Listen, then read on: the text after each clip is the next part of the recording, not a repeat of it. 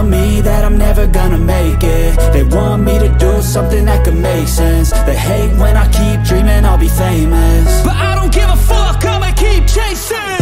I got all this potential that's deep inside of me, but they hate when you're successful cause they try to be. They sit there being judgmental because you're trying things, and they just want you to settle and do the right thing. So get a good job, don't slack off. Wake up every morning, make a good impression on your boss. Don't do anything that I wouldn't do, and when you're making money, make sure you don't spend it too soon. Fuck that, I'll do what I wanna do. I got a different path from everyone, and that includes you. Who are you to tell me how to live life? In these times it feels like nobody is right, yeah. So I'ma figure out what else we succeed, and then invest all of my time into that and proceed.